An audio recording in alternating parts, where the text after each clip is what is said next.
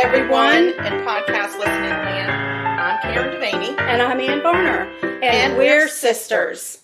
Welcome to Sugar Coated Murder, where we'll discuss and probably inappropriately laugh about and comment on. Yep, one of our favorite subjects. Murder. Oh, and we love to bake. And why not combine our two favorite subjects? Baking and killers. Karen Devaney, welcome to my home. And Varner, I found my way up here. You couldn't fool me. You didn't move, so I found you. I didn't. The commute wasn't too bad. It was not, and I actually needed help with the commute, so my husband... Get a partner? Yeah, my husband, actually, he's like my roadie. Oh. He comes and brings my stuff. I noticed that we had a roadie tonight. We had a roadie tonight, yeah. He did, and it was good because he and Trout had a little moment together. Oh, Trout, when he sees Mr. Michaels, he just wags that whole tail back and forth, back and forth, back and forth. Yeah. Loves him so much. He does. He really does. So, what's going on? Are you doing anything? Actually, I want to tell you something. Okay. I'm going to tell you a couple things. All right.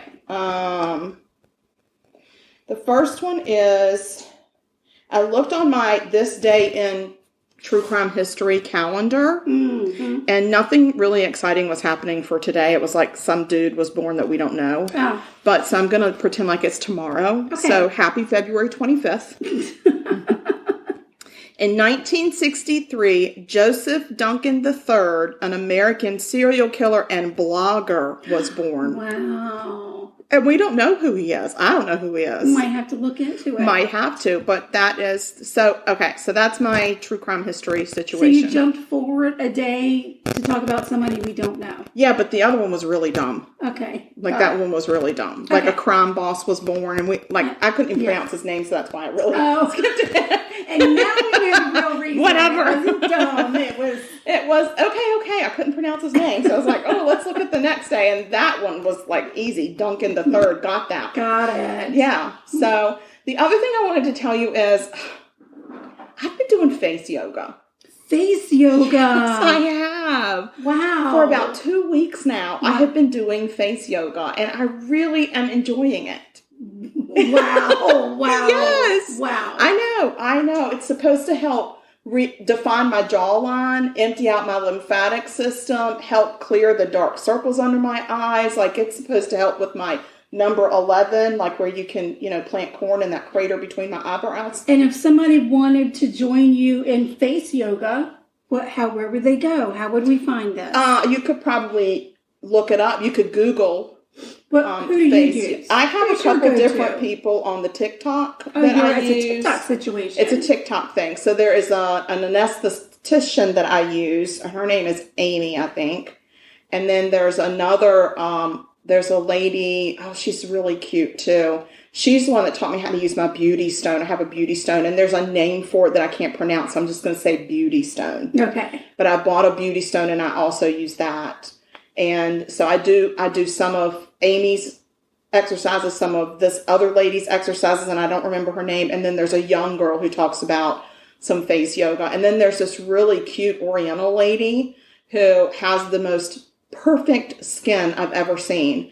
And she talks about like some problem areas and things that you can do, but she does a lot of acupressure on your face. Okay. Yeah, and it's about releasing the muscles, because we get wrinkles because the muscles get tense. So we'll work on getting the people's actual names. Yeah, so people can follow them on features about them. Yeah. And then we'll let our followers know in case they want to do. Yeah, well, if our followers get on TikTok and follow me, they can actually, then I will send them, I'll be able to actually send them the links on the TikTok links. Okay. Well, just in case they don't want to follow us on TikTok, we'll get the info for you. Yeah. So I'm loving my face yoga. Yeah. I'm getting so much information out of the TikTok.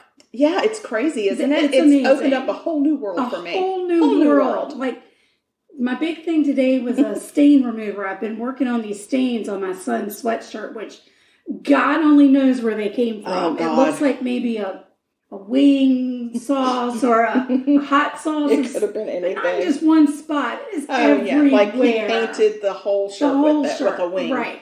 And I worked and worked and worked. I've been working on it and nothing seemed to work. And then I found this hack on TikTok where they tell you to use 1 cup of hydrogen peroxide and half a cup of Blue Dawn liquid dish soap. Yeah. You mix those together in a spray bottle. You spray it on your stain. I let mine sit for 30 minutes to an hour just because I had other things to do. She didn't tell me. I mean, to be honest, I don't 100% know how to use TikTok. The videos seem very short. I feel like I'm missing information. There's probably a part 1 or a part 2. There's probably a part 2 and a part 3. But whatever, it worked.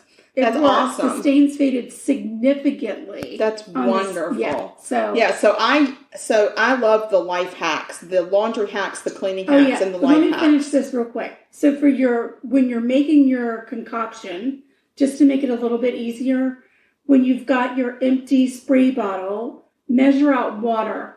Do first a cup and then draw on with a marker on the side of the bottle, and then go and pour a half a cup of water more, and then mark there. So a half cup more. So, right. Okay. So you'll do your peroxide to the first line and then your Dawn to the second line. That way you don't have to try. Oh, that's a lot of Dawn. Yeah. You don't want to measure out Dawn because it's all going to stick in it's wasteful. So, it is wasteful and it's a lot. Yeah. So I found that to be really, really helpful. That's so great. Yeah.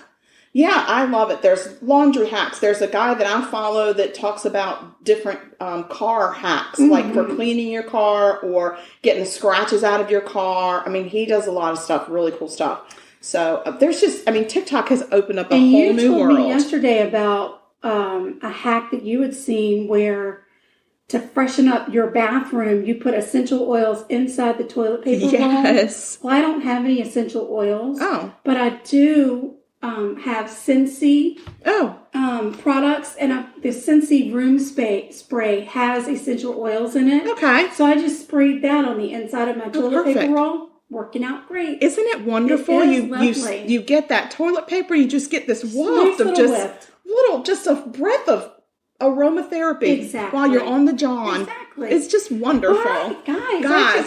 I know that you think this is probably all we have to talk about with this podcast because there's so much information. Oh, yeah. But we actually have other things to talk about. I know, you're cooking. It's your turn to cook. I did the spaghetti squash. Yes. Oh, God, that was so yummy. So tonight, I'm making a key lime pie. Nice. And it's because we're going to see my high school friends, Greg and Sandra. You and me are going to go tomorrow to see them. And his favorite everything, favorite pie, favorite cake, I think if he could get key lime wheels for his car, he'd get them. Oh, my. So he loves key lime. So we're taking him a key lime pie. Okay. So I've used Mama's recipe. I've used kind of my own recipe for the graham cracker crust, something that I do that not a lot of people do, but when I make graham cracker crust homemade, I use about 10 rectangles or 20 squares of graham crackers. You get what I'm saying? I do. Okay.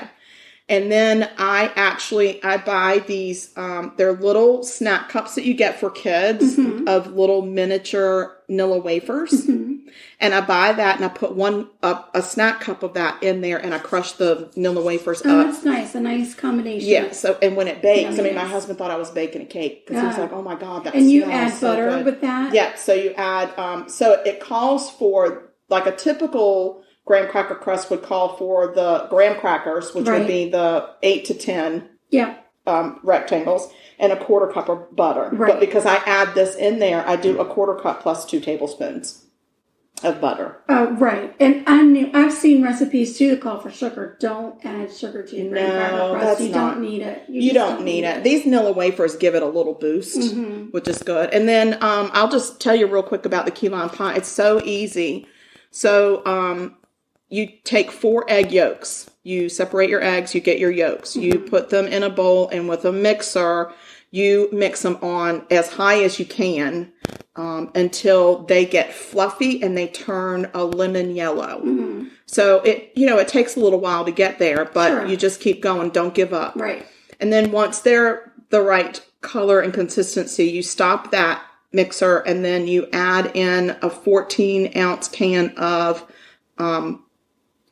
Sweetened condensed milk. Right. Sorry, I almost said evaporated milk, and that was wrong. No. Sweetened condensed milk. So you add that in, you turn your blender on low, mix that till it's just mixed. You turn your blender off. Not your blender, it's a mixer. I'm having a hard time with my words today. So, and then you add, so it takes a third of a cup of key lime juice. Yeah. We use the Nelly and Joe's because it's not summer and key limes are not in season right now. If they were, we would be squeezing them by hand.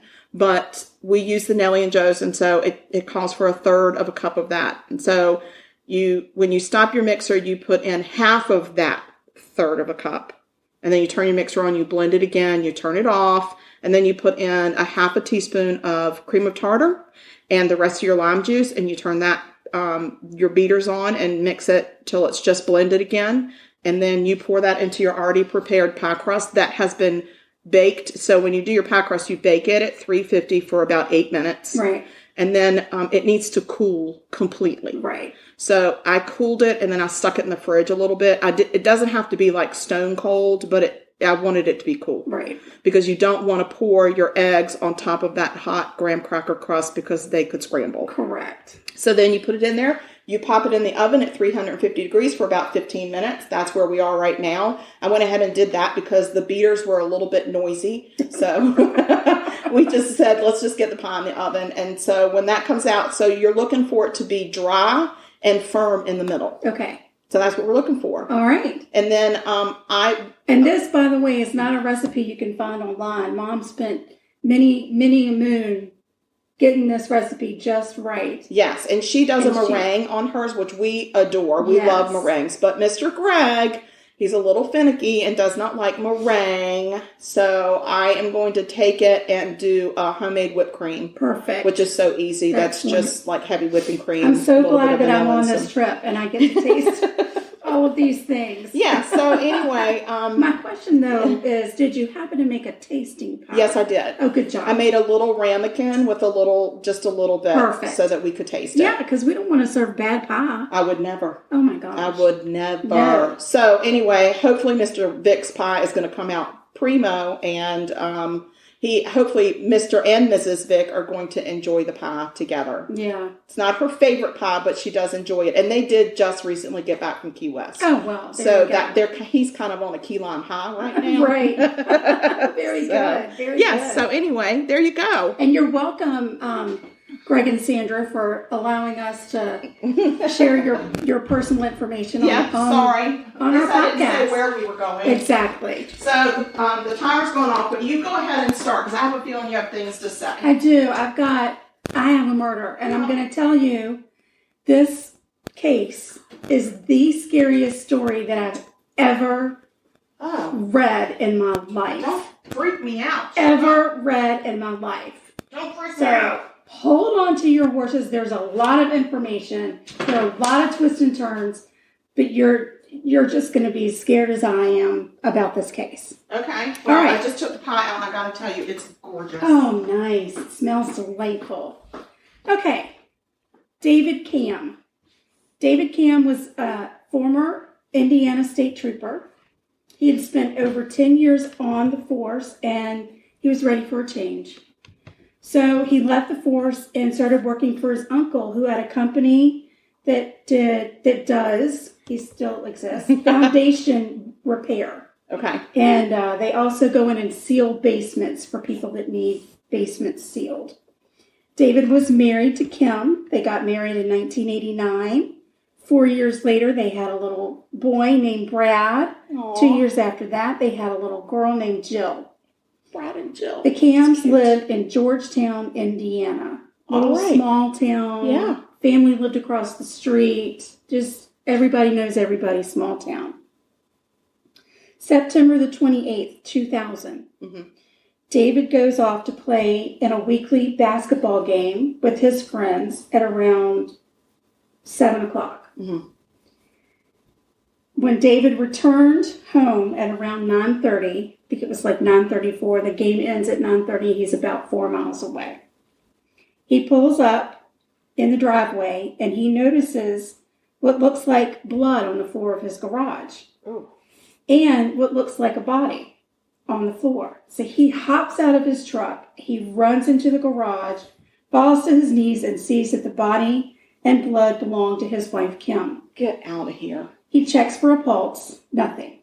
She had been shot in the head, and her pants had been pulled down. That's naughty. He looks over at the family vehicle, which was a Ford Bronco, which was parked in the garage, and he can see his daughter, Jill, who was 5, slumped over. No. He runs to her. Jill is also dead. Oh, my God. She has been shot in the head. Oh, my God. Then he sees his son, Brad, who's 7. Brad's body is draped over the back seat it looks like he's trying to get away from somebody or get into the back of the car. Oh, my gosh. David touches Brad, and he's still warm. Oh. So he pulls Brad out of the vehicle, and he starts CPR. But CPR is not working. Oh, my God. Just not working. How horrible Brad to have to had do been CPR on your own shot kid. through the torso, and the bullet had actually severed his spinal cord. Oh, no. So CPR isn't going to work no matter how hard he tries. David runs into the house, and he calls 911. Ugh. He tells the operator that somebody has killed his wife and kids. He then hangs up and calls the state trooper's office and tells the dispatcher at the state trooper's office, send everybody you have over here. Everybody. Somebody has killed my wife and kids. Oh, my Send gosh. everybody. And they do. They all come.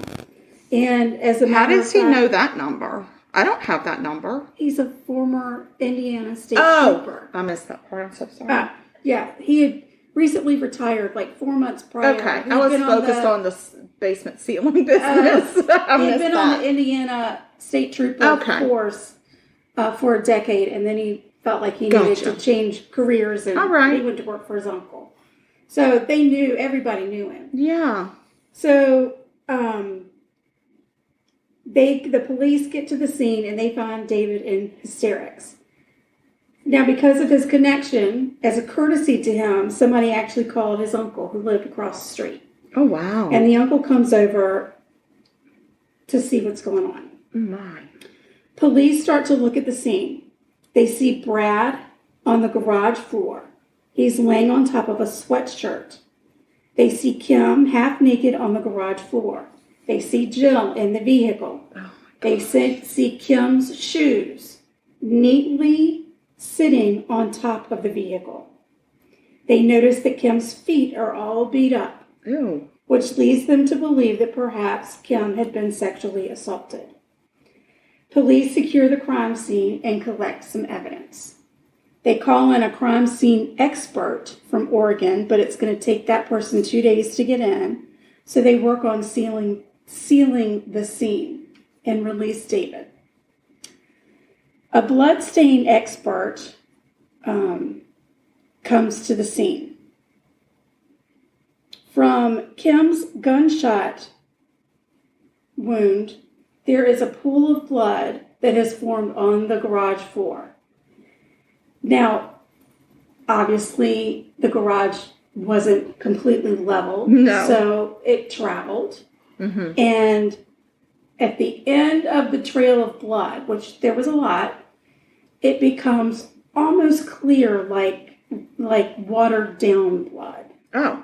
Ew. So the blood stain expert determines that somebody must have been trying to clean up the scene, probably with bleach, and that's what he's seeing. Okay. The crime scene reveals no attempt to get into the house. Everything appears to have happened in the garage. There wasn't a burglary. There wasn't anything missing. Right. There's no murder weapon. At the crime scene, the police take into evidence, and I know I'm moving kind of slow, but this information is extremely important to the rest of this case. Okay. Extremely important. Are here for Police took into evidence the sweatshirt that had been under Brad, the shirt that David had been wearing, and they gather fingerprints, handprints, blood, and DNA. An autopsy on Kim found no evidence of a sexual assault, thank God. Okay. They did swabs all over her body. They took blood, and there goes Trout. He's finished his lick bowl. It was really quick. He goes so fast on that thing, I can't get over it. He really does. It's a speed demon. So the sweatshirt that Brad's body had been laying on turns out to be a prison-issued sweatshirt.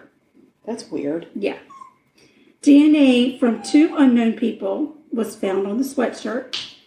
David's t-shirt has blood spatter on it. Mm-hmm. This blood stain spatter expert looks at the blood spatter and he says, by the way, there are 8 drops of blood on the shirt. 8 drops of blood. He says that the spatter is the result of high velocity impact spatter that would come from shooting someone. No way, not 8 drops of blood. Come on, I don't believe that. There has to be more blood somewhere. Hang on, I gotta get this dog. Oh, Trout. Yeah. One day I'm gonna get a carrier and just put him in. I'm telling you, he needs a baby Bjorn or whatever those things are. All right, so the police pulled phone records, and according to those records, David used his cell phone from inside the house at 7:19. He told police that he was playing basketball from 7 to 9:30. Wait, what time did he call them? 7:19. 3 days after the murder. Wait, I'm confused. No, I'm not. Keep going. I got it. Okay. 7:19 is when they say the phone call was made from inside the house from David's cell phone. From David's cell phone to where? I don't know who. It didn't tell me who okay, he called. so he was there at 7:19 and pinged. He was at home at 7:19. Okay, and he told them he was playing basketball at 7. Oh dear. Right. Ruh-roh, David. Right. So 3 days after the murder of David's family, they call David down to the police station. They tell him about the blood spatter analysis. He is adamant. I mean, he is telling them, you are wrong. I know, Sugar, but one thing I've learned doing this podcast is murderers, they tend to lie. Right. And they lie to the point that you believe them and they believe themselves. Yeah. Police at this point believe that David left the basketball game, went home 4 miles away, murdered his family, his wife and his 2 young children, went back to the basketball game and finished the game. Well, I mean, you got to finish a game. And then return home. Don't just leave that. And police believe, because he was on the force, rumors had spread. There was some information out there. They believe his motive for killing his family is because he had been having affairs and he wanted to be free from his family commitments. Well, we've seen that before. So they arrest him and charge him with murder. Wow. Lock him up. In the spring of 2002, the case goes to trial. This blood spatter is the main piece of forensic evidence. Blood spatter on his shirt. Yes. The 8 droplets of blood. 8 drops. Yes. The 8 drops from shooting 3 people. Exactly. Are you scared yet? That's really I'll crazy. Keep going. The defense experts called say that the blood on David's shirt was caused by transfer. The expert on the defense side goes on to state that if the blood spatter was from a gunshot, there would have been hundreds of droplets of blood. I agree with that guy. Not just 8. All 11 of the men who played basketball with David the night of the murder testified that David was with them from 7 p.m. to 9:30 p.m. and that he never left the game. What the hell is that 7:19 phone call then? Maybe he left the cell phone behind. Around 12 women are brought in by the prosecutor to testify that they either had an affair with David or propositioned by David. And proposition means he flirted with them. Okay. And basically they come in and just rip his character apart. Now, so there's 2 parts of me going on right now that are fighting in my brain. Okay. Because one of me says, just because you are a person who steps outside of your marriage does not make you a murderer. Right. But there's the other part of me that knows about Chris Watts, the asshole in Colorado that killed his wife and 2 daughters because he was having an affair and wanted a new life and didn't want to get a divorce. Right. And so there's 2 sides of my brain that are arguing. Claims to be currently having an affair. That's fine. Okay. I will say that. There's no current affair. There doesn't seem to be a current affair. I used to love that show. Prosecutors say that the DNA evidence on the sweatshirt had been put through the CODIS system. Okay. But returned no hits. The case goes to the jury. Where the hell did that sweatshirt come from? And they find David guilty of murdering his family. Okay. He is sentenced to 195 years in prison. In August of 2004, the Indiana Court of Appeals overturns the conviction. The court felt it was unfair of the judge in the first trial to allow 12 women it is excessive. to essentially assassinate David's character. I agree it's excessive, and especially that first before they were presented with any other forensic evidence. Right. So, but yeah, that's excessive, and if they don't have somebody that's got a recent affair going, right. So there was no affair to tie into the murder. Yeah, there wasn't anything recent. So, and that was in August of 2004. It gets overturned. The paperwork has to be processed. You get overturned, and then they say, okay, we're going to do a new trial. They have to set the new trial, right. And then the judge there's a judge that determines if he will set bail. Right. Or if he will deny bail. David doesn't get out of jail. In November of 2004, the prosecutor refiles the charges against David. Wow. This time his defense team gets to work, and they really, really, really want to know about that unknown DNA from the sweatshirt. Where this prison issue sweatshirt, it's not like you can just pick that up anywhere. Right. And, it had been a couple years, so they said, hey, can you run it through CODIS that's again? True. Yeah. And let's see if there's a hit, maybe somebody since then. And the prosecutor said no. No, he said no, we're not going to rerun it? Do that. How come he gets to make that decision? So they get a court order. And the court order forces them to rerun that DNA profile through CODIS. Well, guess what? There's a hit. Please say there's a hit. They get a damn match. Son of a... Not only do they get a match, but they discover that the DNA had never been run through the system before. Well, that whole entire prosecutor team should be fired, disbarred, and sued. You would think. That's not okay. That's a man's life in the balance. Oh my God. His family. Oh my God. Based on. And they never ran the DNA through CODIS when they said they did? Correct. That's bullshit. Right. Oh my God. Are you scared now? That is so scary. And shame on that prosecutor. Shame on all of them. How corrupt. So the DNA belongs to convicted felon Charles Bonnet. Charles had been out on parole at the time of the murder. He had been convicted of armed attacks on women. Most of the attacks involved him taking the women's shoes. Oh, he had the shoes on top of the car. And he had a foot fetish. Oh, God. Remember, Kim's shoes were found on top of the car. But didn't you say her feet were all beaten? The defense brings in, no, not the defense. The police bring Charles in for questioning. He says, hey, I know that's my sweatshirt because it's got my nickname Backbone written in it, but I donated that to the Goodwill. I donated it. So I don't know, who had it to go do this. He also said that he didn't know the Camm family, and he said, I didn't kill him. It wasn't me. He takes a polygraph, and he fails it. Oh. But They release him anyway. 2 weeks later, the defense discovers that there was a palm print on Kim's vehicle that was never tested. What is wrong with people? This is not okay. I have such a problem with this. They test the print, and it belonged to Charles. Charles Bonet. Charles Bonet.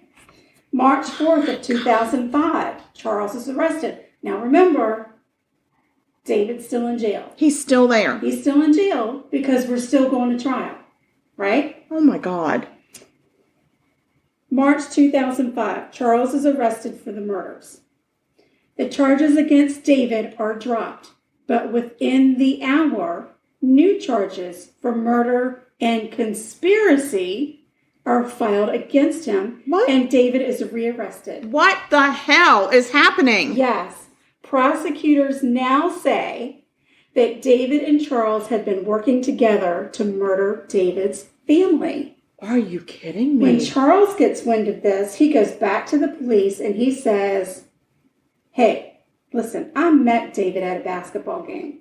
Now, this whole trial has been made public. Of course. Everything, it's been in the news, it's in the media. Yes. So Charles knows. He knows what's out up. there. He says, I met David at a basketball game and he asked if I could help him get a gun. And I said, yeah, I can help you do that.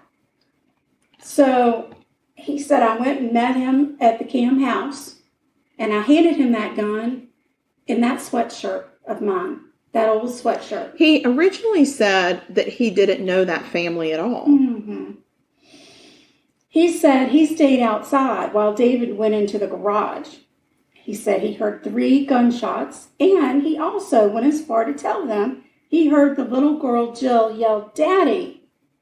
He said he went into the garage and looked in the car, and that's where he put His palm print. his palm print. He said he left the sweatshirt, got in his car, and left, saying that David had turned the gun on him. He's explaining away his connection to the crime scene. Oh, my God. January 17th, 2006, they go to trial again. David's defense team fights like hell. Of course. To have his trial moved 100 miles away to Lebanon, Indiana, because there's been so much media attention. You can't pull a fair jury. Exactly. And they had to fight like hell because the prosecutor wanted to try Charles and David together. Oh, my God. And his defense team said, no way. No way. Wow. And they won. They actually won good for him. To get moved and not tried together. Mm-hmm. There was no phone call, no witnesses, nothing that linked Charles and David together. Yeah, just the word of a convicted felon who has a foot fetish and has beaten up women before. Exactly. And taken their shoes. And it's because of this, there's no connection. David is acquitted of the conspiracy charge. Okay. At the same time he's acquitted of that charge, Charles is convicted of the murders.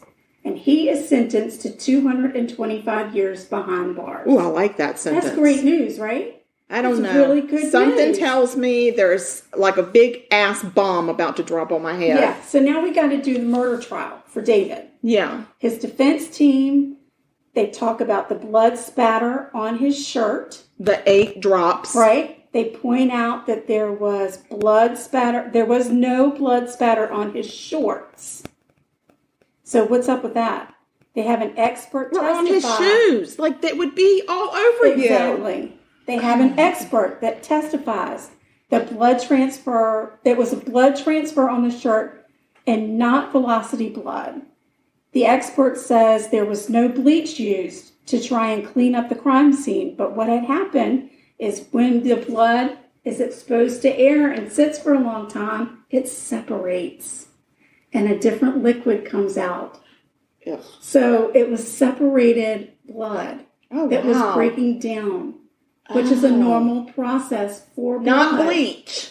It was and not they bleach. didn't smell bleach. No. You would have smelled it. No. The expert said that the separated blood is actually evidence that the murder occurred later than what was reported. The 11 friends of David's come back and testify again that David had been with them the entire time. The phone records that originally showed that David had made the phone call at 7:19, the company came back and said, we made a mistake. We didn't take into account the time zone. Oh. That call was really made at 6:19. Holy crap, look at all these errors that almost cost this man his entire life. They talk about Charles and his DNA. They ripped the prosecutor's case apart. Good. Oh, that's the dream team right there, whoever So he had. the affair testimony was inadmissible because it had been thrown out with the other one. But this time the prosecutor says the reason David killed his family was because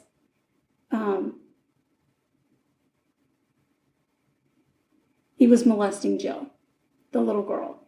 That's what they said. That's horrible to just throw that out That's there. what they said, yeah. Evidently, they say that there was blunt force trauma on her genitals. What? Yeah. But they're saying that now, but it wasn't in the first trial? Right. These are horrible people. These are horrible people. Right. So the the defense medical examiner says her hymen was intact. She had not been molested. There's no evidence sign, whatsoever. Right, that from the way that her body, she could have been hit very hard, or it could just be from close range gunshot that jolted her body, could have caused any kind of injury to her whole entire body. Yeah. Okay, so case goes to the jury. 4 days with the jury. Oh my God. David is once again found guilty of murder. Oh my God. I don't think he did it now. He is sentenced to life without parole. Are you scared?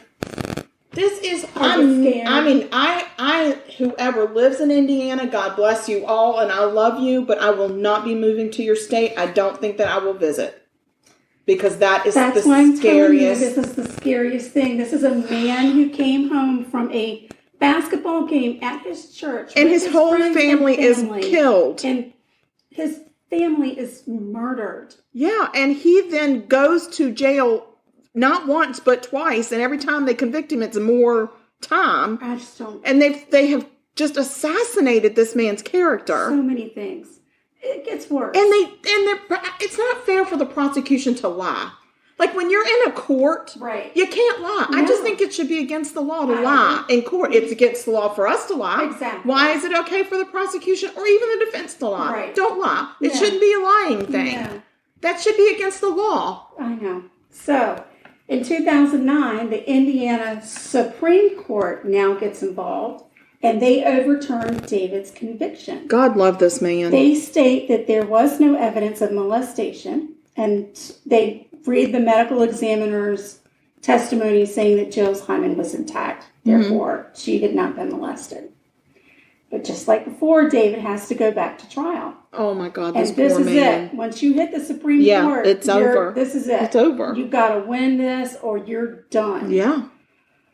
I don't know how David's feeling at this point. It's 2009. I don't know how he has not hung himself in his cell. Either. I don't know.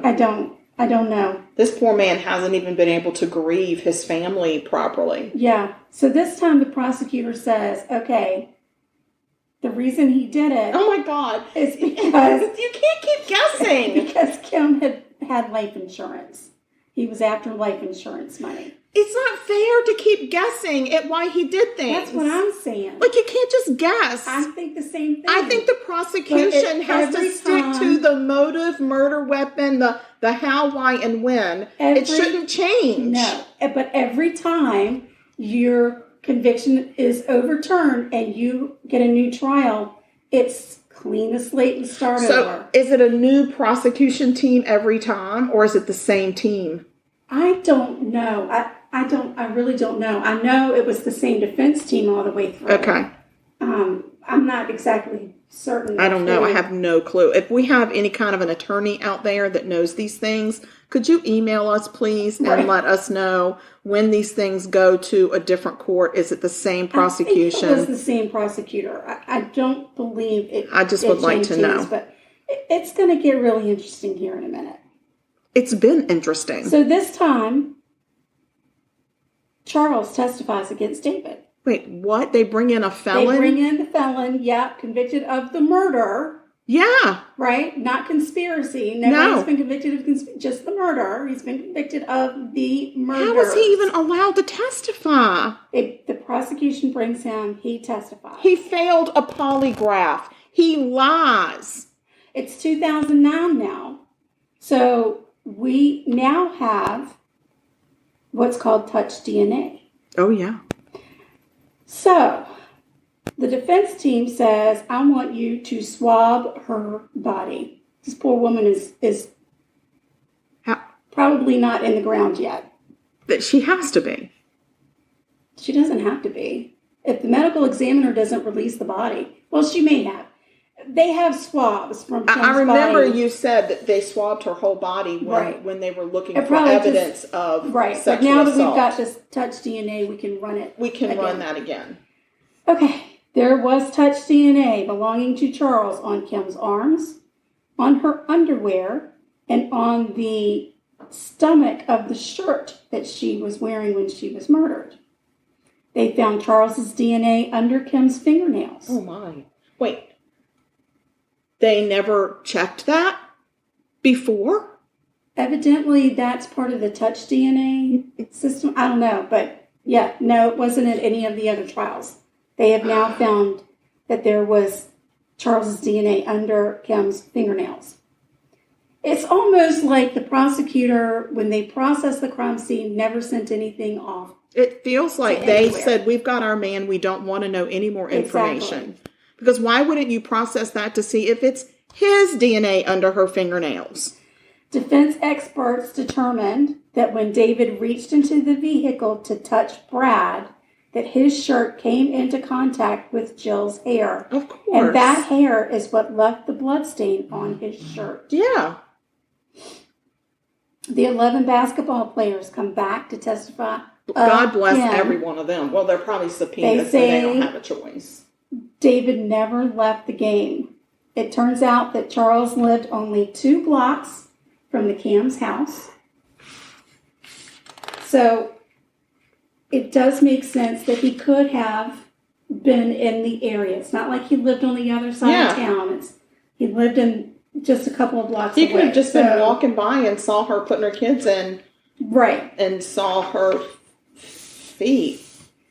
So, August 2013, the third trial starts. The defense presents all of that evidence I just told you about. Charles's story is clearly a lie. The defense team proves it. The defense calls their first blood spatter expert that the prosecutor used in the first trial to the stand. This is the guy that started the whole process. He sure did. His last name was Strike. Well, strike out.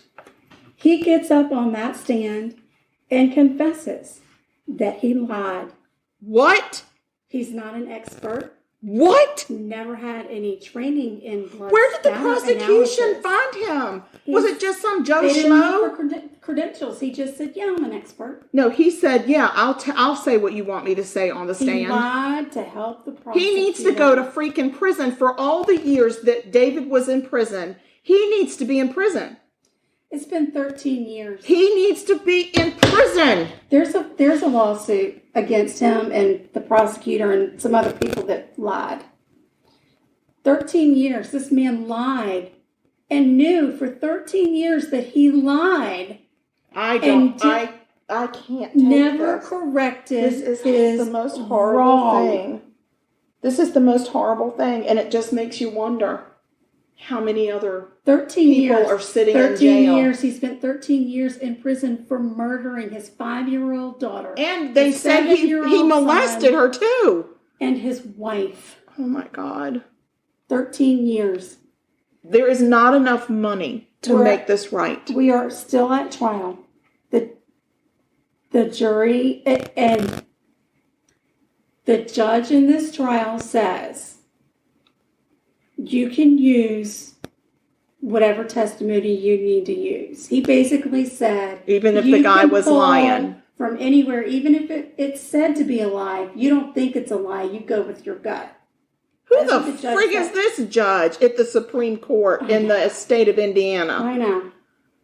I know, but the jury follows the law of what the jury is supposed to do and ignores what the judge tells them to do. And after an hour and a half, they come back not fucking guilty. Holy. After 13 years. 13 years. This poor man. Not guilty. This poor man. I'm telling you, there is not enough money. Frightening. Not enough money to make this okay. No. There's nothing that they can do to make this okay. No. Never, ever, ever will he ever be able to get over this. David has filed a $30 million lawsuit against the state of Indiana.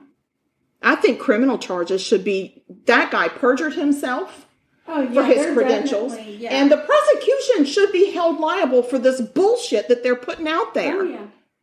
Oh, yeah. And $30 million, that's not enough, David. No. Not enough. It's not enough. It should be $90 million. It should be $130 million. $13 billion.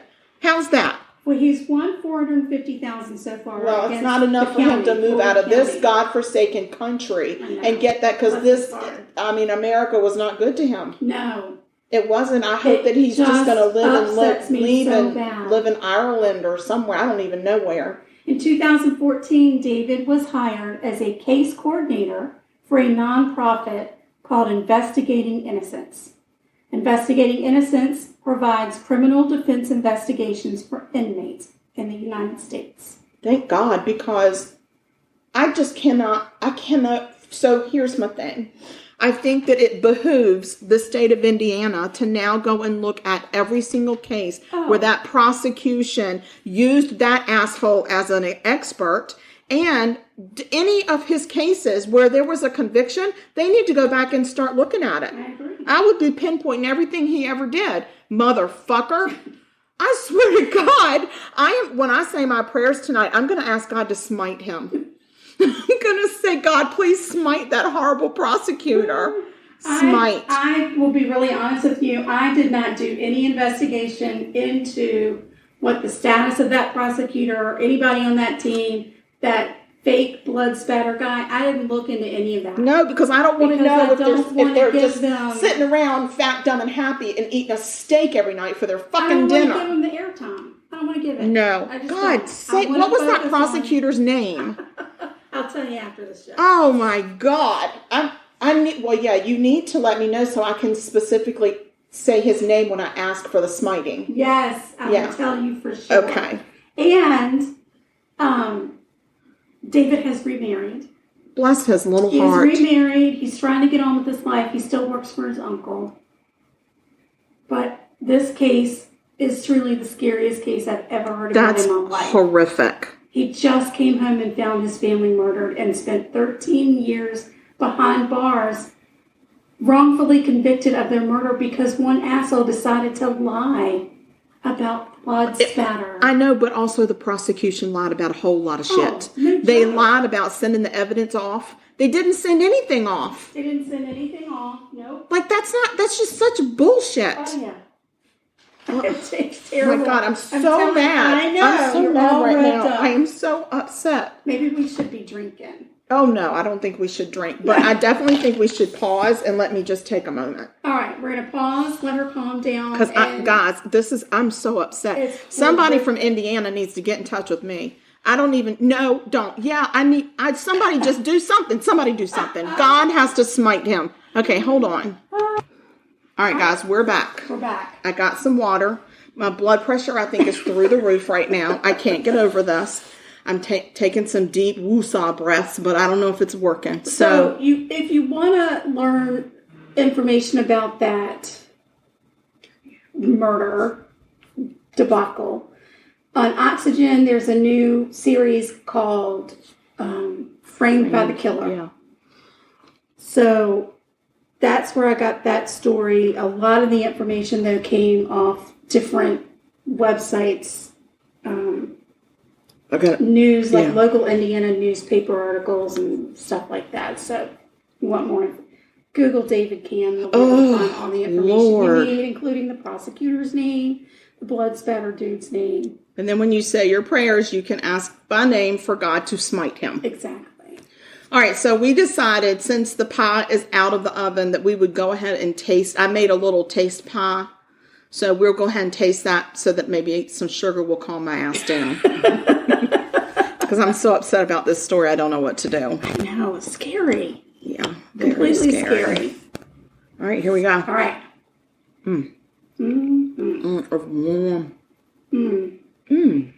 Wow, that is delish.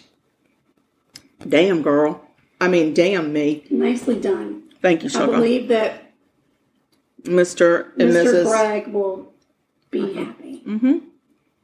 All right, so. I can't really call him Mr. Gregg because that makes him sound a lot older than me, and y'all are not that much older than me. We'll see. I don't call him Mr. Gregg to his face. Right. Like, that's dumb. Right. All right. Do you have a murder? I do. You want to talk about something? I want to talk about. Discuss? Would you like to discuss crime? Murder me up, girl. Murder me up. Here is the crazy thing. So you and I never talk about the murders. We just say, this is the state. I'm going to stay out of this state. Yeah. So I'm going to tell you about a girl named Kim. Okay. What was your lady's name? Kim. Yeah. Isn't that crazy? That is insane. So I'm going to talk about Kimberly Jo Medlin. And she was from Monroe, North Carolina, which is about 35 miles southeast of Charlotte, North Carolina. It's in Union County. Okay. Kim was a young married woman in her late 20s, and she worked as a waitress in Charlotte at a bar. And when she had moved to Charlotte, she was working at a bar, and she met a guy, and they fell in love. Aww. They got married, and they moved to Monroe. Okay. So Monroe is about 35 minutes from Charlotte. Okay. I've never been to Charlotte.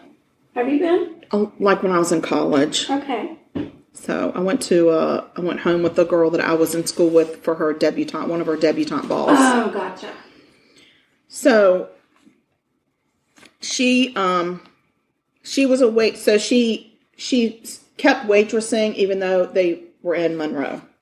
So Monroe was a pretty small town back in the 90s. Kim was working hard to save up money to pursue her dream of buying a horse farm. Oh. Her husband, Bridger, which I think is a cool name, he believed in her dreams and fully supported her. They talked a lot about the farm that they would share one day. So eventually they purchased a small farm and they added 3 horses and a goat named Oscar. Both were very busy working to make ends meet. Kim started working for the livestock circuit, and she also got a new waitressing job at a men's club in Charlotte, North Carolina. She was a cocktail waitress because she could make more money. She was a cocktail waitress? Yes, a cocktail waitress at a men's club. At a hotel bar? That much is true. Come on, you remember that song. Yes. Yeah, I got it. Don't you want me? Right? Yes, that is very true. I mean, it's true. Yes, at a cocktail bar. Yeah. That much is true. Yeah. Woo, look at us. Okay, so yeah, that's Kim. That song must have been about her. I think it was.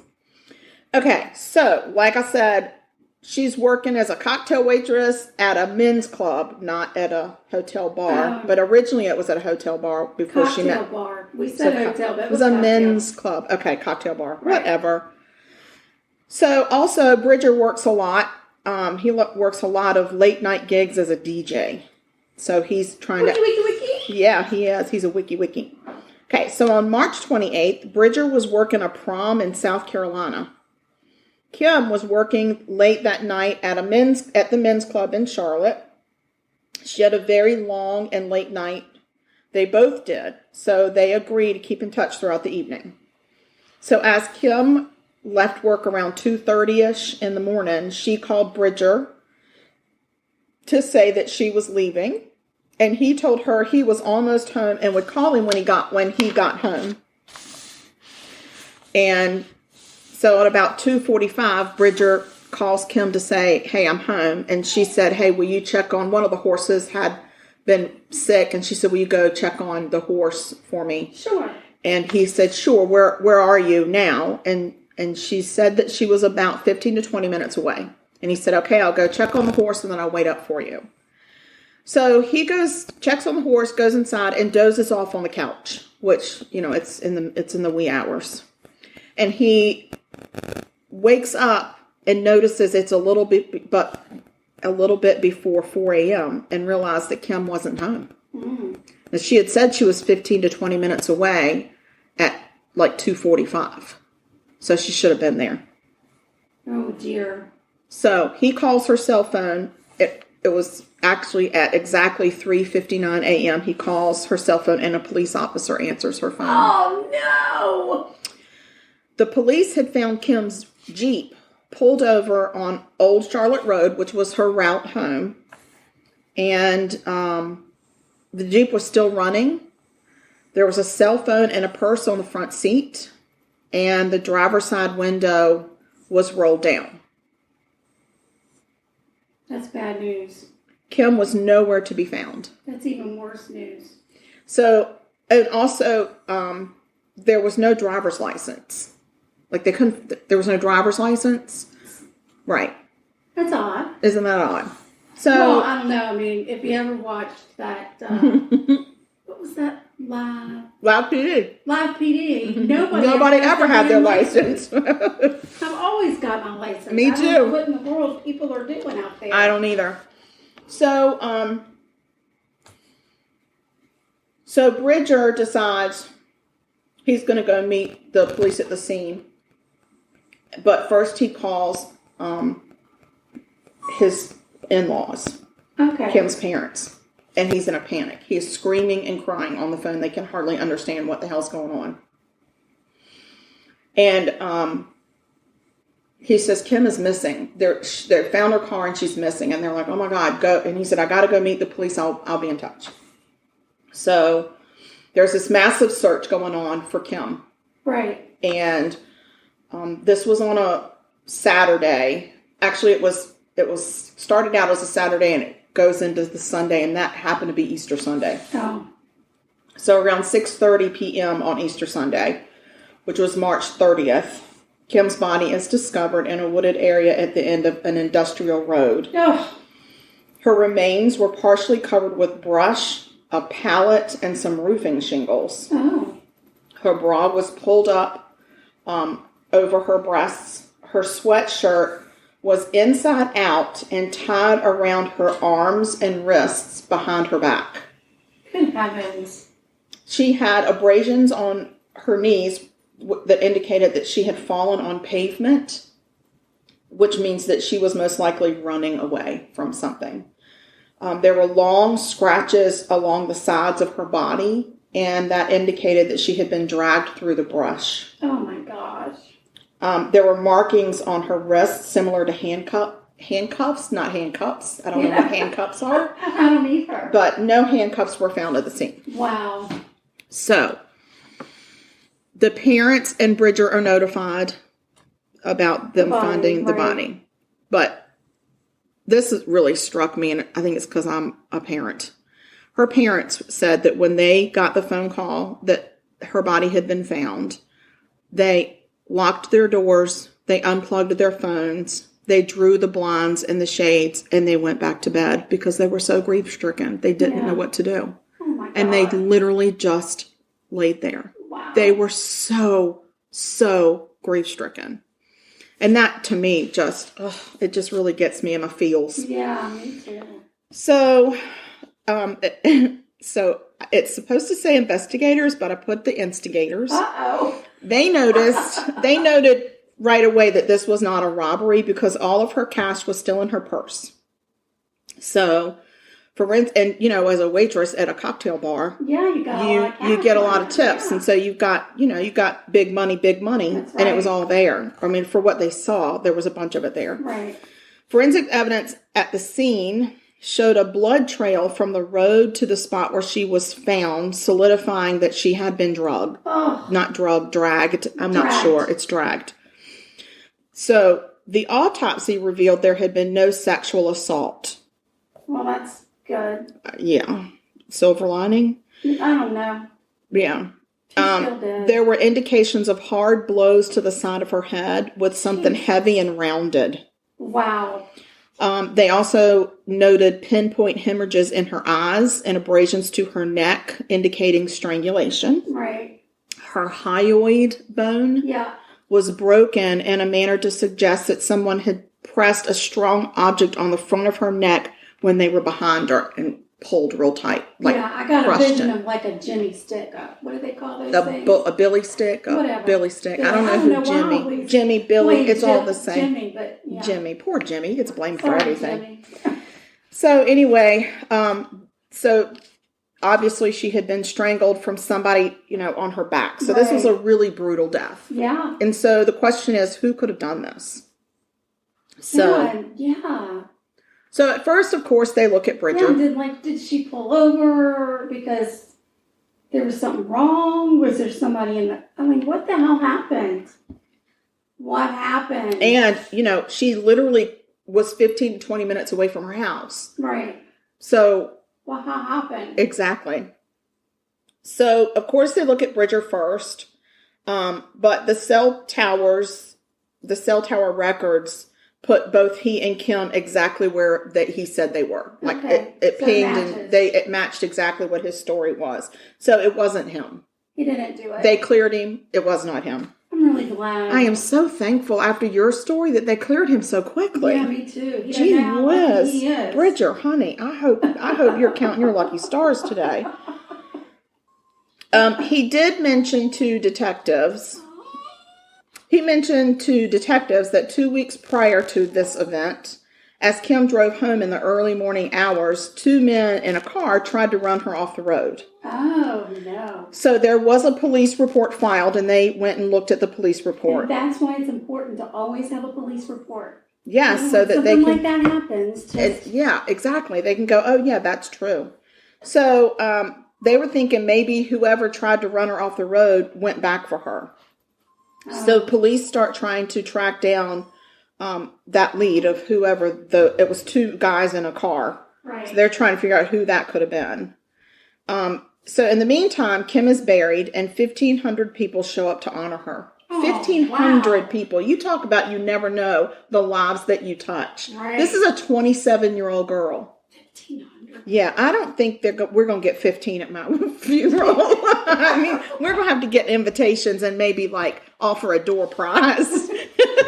I would like to have 1,500 cupcakes at my Oh, I would too. Me too. Well, maybe that'll draw 1,500 people then. Well, then you can just tell, we have 1,500 cupcakes. Exactly. Well prepared. Yes.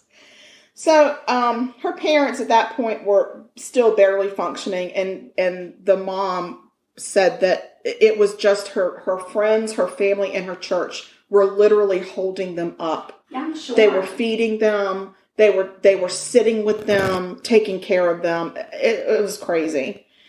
So also, in the meantime, lots of witnesses start coming forward. Oh. One man said he left work around between 2:50 and 3 a.m. And as he was turning from the intersection towards Monroe, he had to wait for a vehicle that was headed east from the west, going straight through that intersection. Oh. And he said that vehicle was a red Jeep.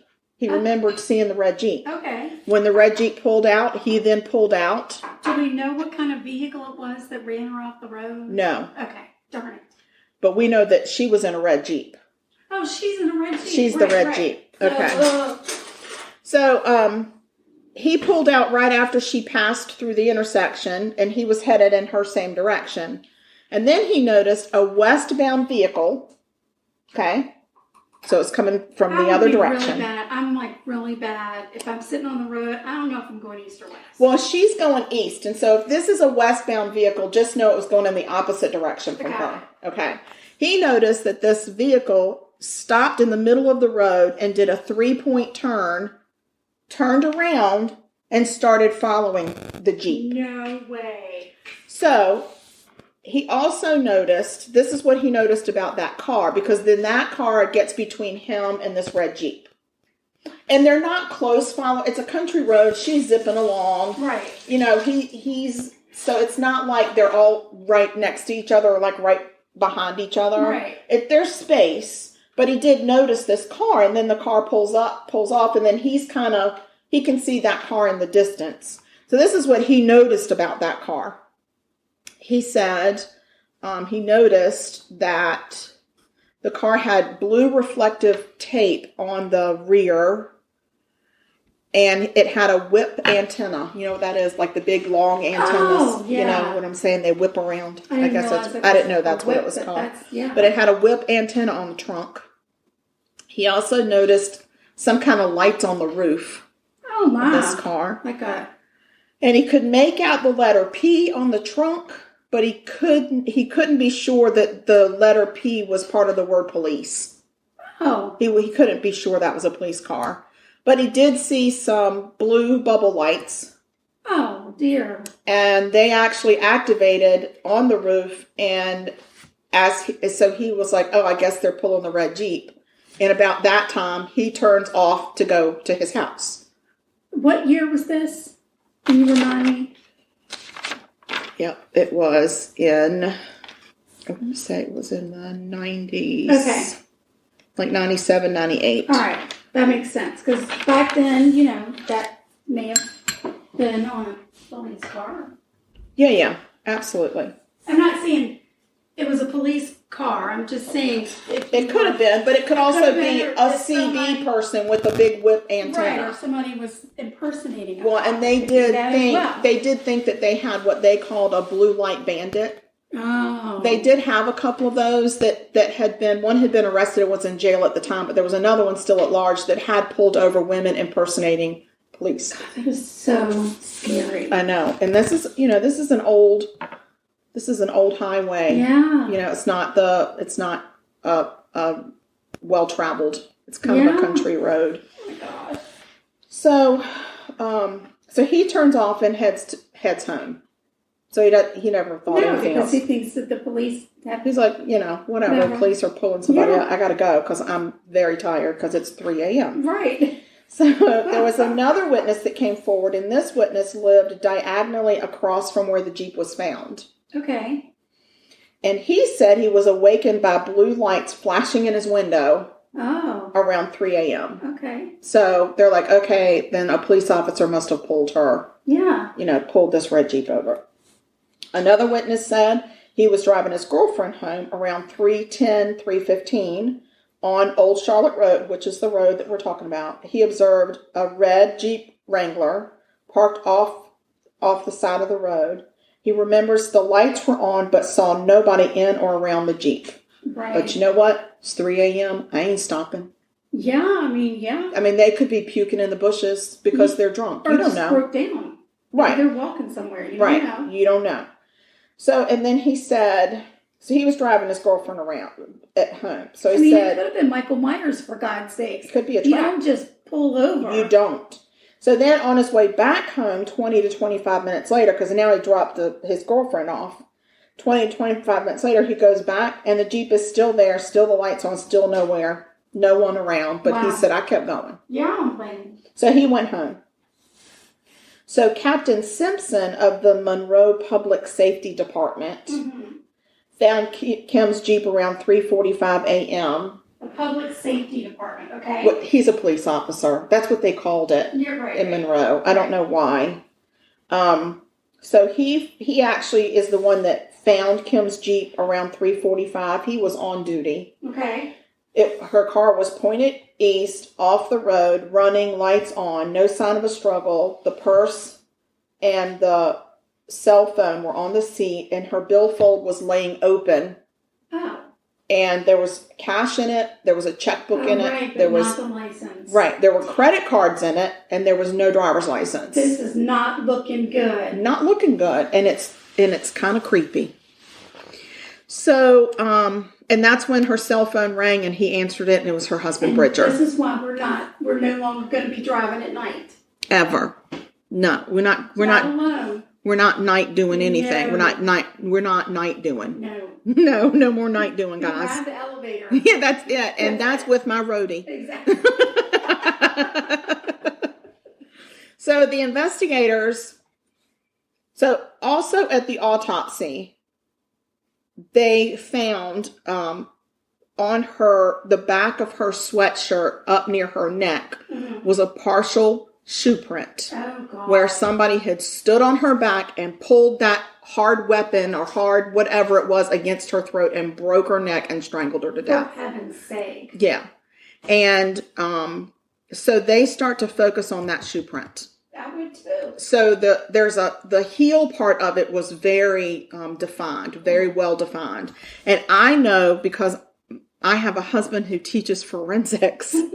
There is actually a database, a national database of shoe prints. Nice. Of shoe prints, I wonder when soles, that was created. patterns, manufacturers, everything. Just like the tattoo, the Yes. tattoo database. Yes, it's crazy.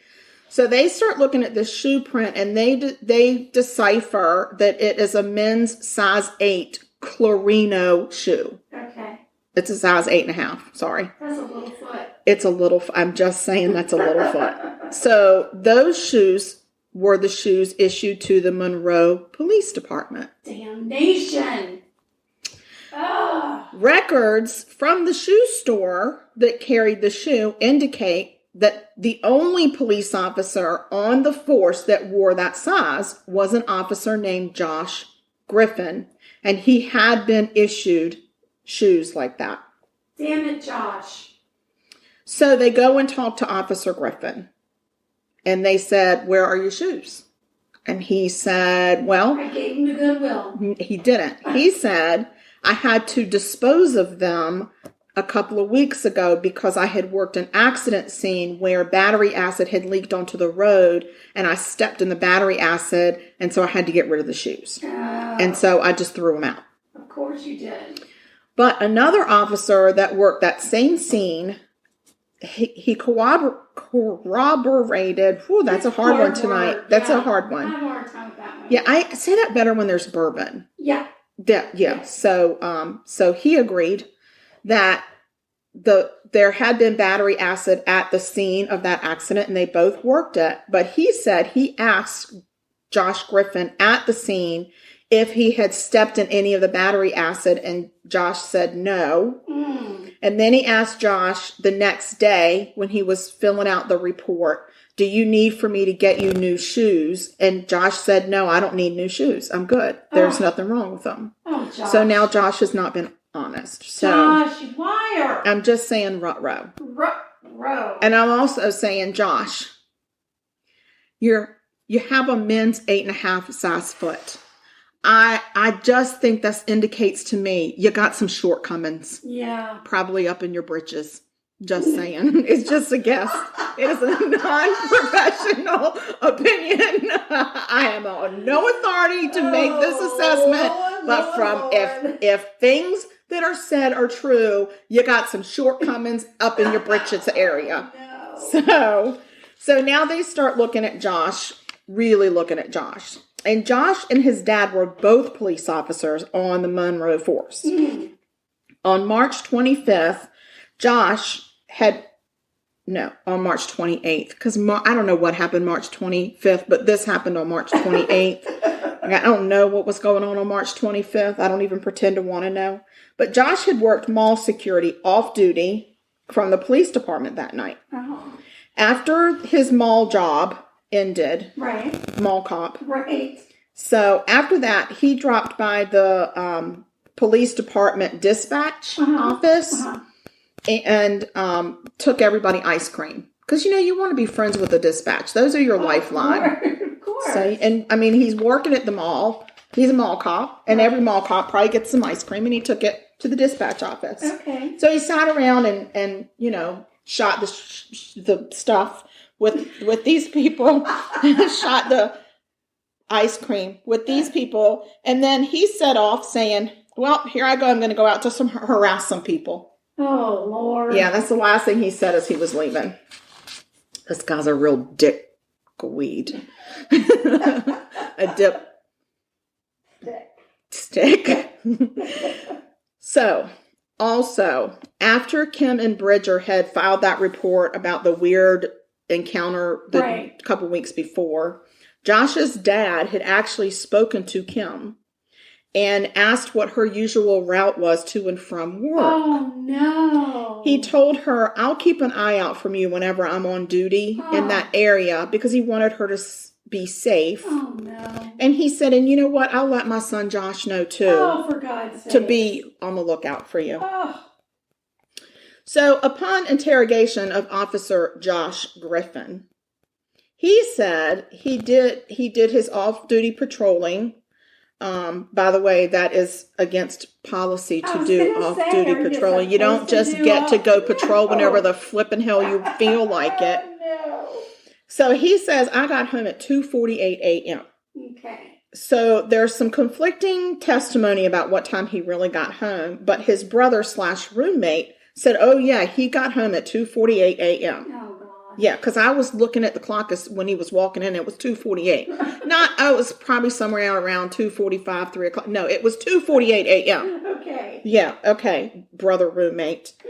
So, but he said the strange thing is that when he got home at that hour, he stayed out in the driveway and was vacuuming his car. Like, who vacuums their car at 3 a.m.? I'm just saying I don't vacuum my car ever. There is no time that I vacuum. Yeah, only if there's been, I don't know, something catastrophic spilled. No, not even then. There might be a wipe up, but there's not a vacuuming. I leave that to others. That's for a professional. So he's out there at 2 o'clock, 3 o'clock, whatever time in the morning, vacuuming his car. So other officers stated that Josh had more than once mentioned some hot blonde in a red Jeep that he wanted to get with. Lord have mercy. He He had talked over the police radio to his police buddies, saying he was going to get her plate number and run it. What a dumbass. Yeah. So he could pull her over. Oh, my God. And he had a reputation around town, turns out, for doing exactly that to pretty girls. He would see a pretty girl, get her plate number, run it, and then randomly run into them at places, and then he knew everything there was to know about them. Creepy. How freaking, you know why he's creepy? Because he's a little man. Well, I don't know how tall he was, but I can tell you there's something little about him. Yeah. There is something so small. Yeah. So anyway, so 2 women actually came forward to say he had pulled them over when they had done nothing wrong. And it seemed like there was no official business. He just wanted to flirt. So Creepy. I'm telling you. So on April 4th, Josh is suspended pending further investigation. 2 days later, Josh asked a buddy police officer, a friend of his on the force, to meet him at the bowling alley. Oh, come on. Let's go bowl. Let's go talk at the bowling alley. So he told his buddy this story. He said, I saw that red Jeep that night when I was off-duty patrolling. Mm-hmm. He said, and I observed her swerving and reckless driving. So I pulled her over. She had no driver's license on her. She was mad. Turns out she had not been drinking. But she was really, really mad and just lost her shit. And so he said, I told her to calm down before she left. And I just left and told her to go home, but to please sit there and calm down first. So, yeah. He also mentioned he was a little nervous because earlier that same day, he happened to be out on that industrial road and had pulled over to urinate.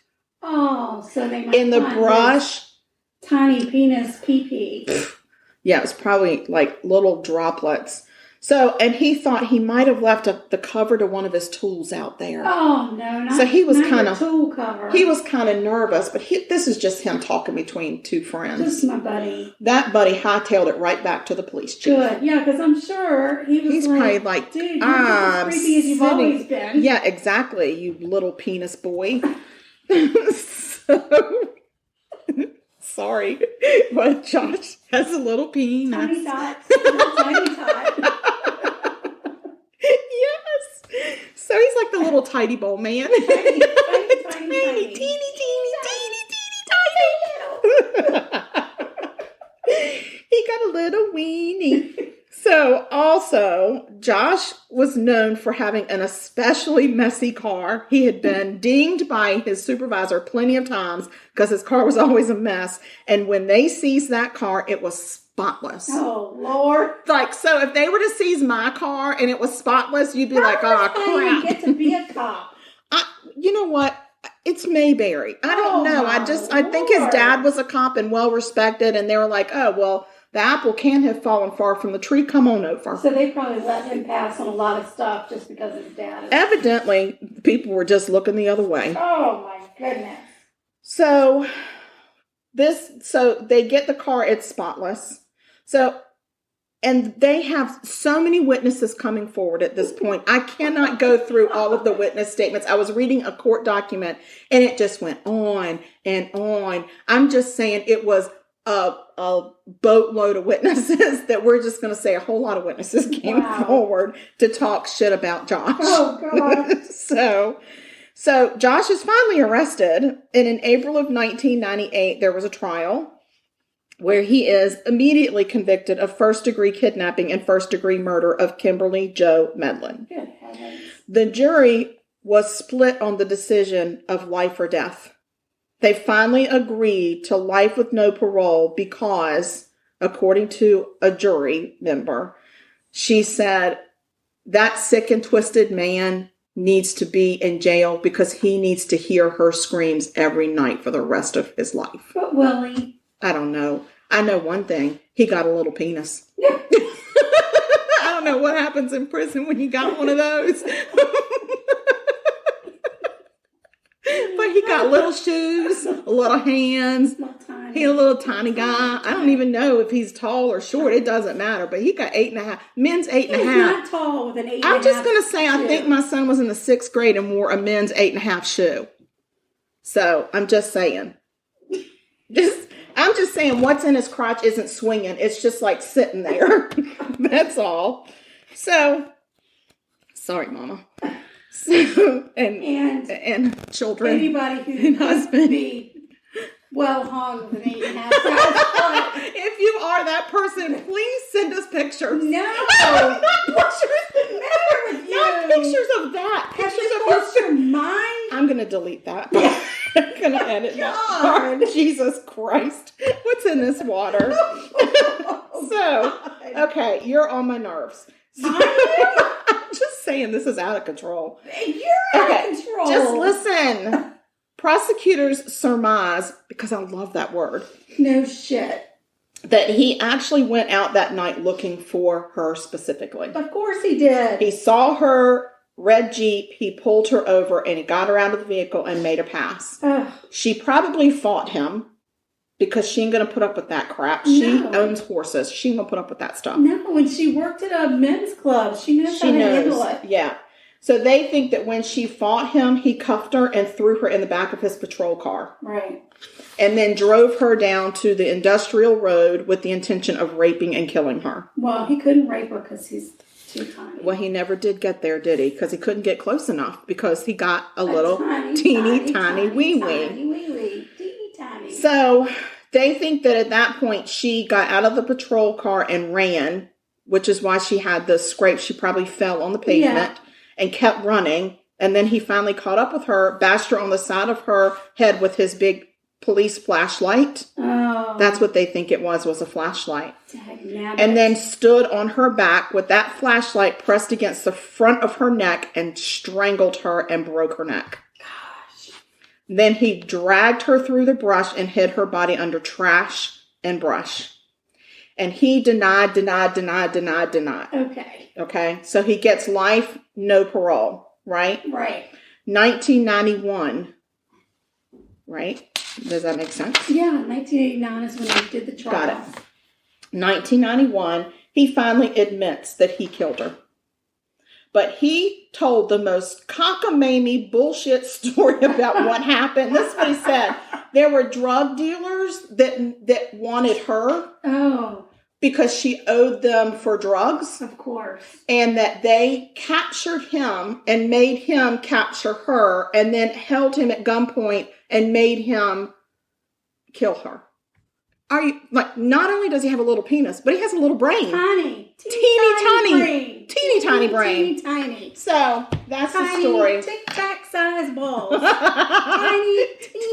Tiny. Where are your balls? Tiny. Are they in your sock? Are they in your ear? I don't know where they are. Killers are on my nerves. They're on my nerves. Yeah, so that is the horrible story of a horrible injustice done to this sweet girl that owned horses, which touches my heart anyway. I mean, don't go out at night anymore, people. No, and if your name is Kim, don't tell anybody your name is Kim. No, and don't do night stuff. There's no more night stuff. Don't but, do it. I mean, hello, with these prosecutors and these police officers that are dirty. Dirty people. And I'm just going to go out on a limb and say that prosecutor probably had a little penis too. I'm just going to say it. Putting it out there. I don't know. I don't either. So anyway, guys, this has been exhausting. I'm exhausted. Exhausting. But thank God there was pie. Yeah, and we have social media. Oh my God, we really do. We still have. I'm eating the rest of this, by the way. I figured that you would. I saved it to allow you to do that. Thank you. You're welcome. Social media. Send us an email. We'll send you a recipe. We'll tell your story. If you've got a story you want to tell about murder, do not send us dirty pictures. We will not. Do not send us any kind of a picture of any tiny part. And I don't want pictures of feet either, guys. I don't like feet, so don't give me feet. No, just don't send us pictures. I didn't mean pictures. I meant... we'll research a murder for you. Or send us an email if you are well hung with a tiny foot. Stop it. I just want to know if anybody do not send us emails if you're well hung with tiny feet. I don't want a picture. I don't want a picture. I just want somebody to say it can happen. It can happen. Talk to a doctor. You don't need to have people send you an email about it. I'm going to call my doctor tomorrow. They might lie. You don't know. My God. Google that stuff. I'm going to ask my doctor next time. You should. Have you ever treated somebody that was well hung with tiny feet? Yeah. I'm going to ask. I think and I have several doctors that I see on a regular basis. I'll be asking everybody. Okay. Well, you go ahead and obsess about that. I'm going to move on from it. Okay. Send us an email and ask us to research a murder. Ask us for a recipe. Ask us any kind of thing. Our address is murder.sugarcoated@gmail.com. Yes. And we have Instagram. We do. We're at Sugarcoated Murder on Instagram. Yeah. We're TikTok. We're on TikTok. And I think we're called Sugar Coated Murder Pod, or we could be called Sugar Motor. No. Oh Sugar Murder. It's hard to say that. Sugar Murder. Yeah. We're on Twitter. I don't know. I have no idea what our Twitter handle is, but I mean, we are under Sugar Coated Murder. If you're on Twitter, if you're on able to find us. Sugar Coated Murder Podcast. If you can't, send us an email. And then we'll help you figure it out. We'll send you the links because I can send links. A marvelous Facebook fan page. Oh my gosh, it's growing and growing. Sugar Coated Murder Podcast fan page. Yes. Oh my God. And we have a regular Facebook page. And that's Sugar Coated Murder. Yeah, it's actually called SCM Podcast. I do know that because I had to copy that into paperwork. That's so weird. It is. And then also, I'm drinking water. And so also we have. And so also. She said that a couple times tonight. I don't know what's happening. I don't know. It could be sugar because I'm having sugar and I haven't had sugar in a while. Oh, yeah. When we post our podcast online, we usually have a link tree. Throw our link tree in, and that's got all of our links in it. Have you added the TikTok link? Not yet. Everything but the TikTok. Well, it didn't have any of the social media links in it, so now I'm going to add all the social media links. But it's got all the places where you can find us. It's got places where you can buy incredibly cool ass merchandise. Yeah. And you can send us, you can treat us to a spot of tea or a cup of joe. A cup of joe, a spot of tea. Or a pizza. Some spot of dick. I don't have a spot of dick. Spotted. A spot of dick. Oh my God. I don't want that. It comes in a can. It's like bread pudding. You'll love it. Delish. I've heard about spotted dick. What else could you do? I mean, just send us money. Oh, yeah, that would be really nice. Or you could just send us email and tell us that you want to be our friend. You could do that. Because we love friends. Yeah. And be on the fan page because that's all of our friends right there. That's all of our friends. And that's where we post the podcast first. Yes. If we have any important news to share, that's where it goes. So that's right. Sound checks sometimes. Sound checks get posted there. They don't get posted anywhere else. Exactly. Sometimes some really cool memes get put there. Yeah. And, nowhere else because y'all are the most special. That's another thing. If you got a funny meme, you can always send us a message on Facebook. Yes, the one that I posted today was sent to us by a friend. Yes, it was. Our friend Marty. Yeah. She's Marvy.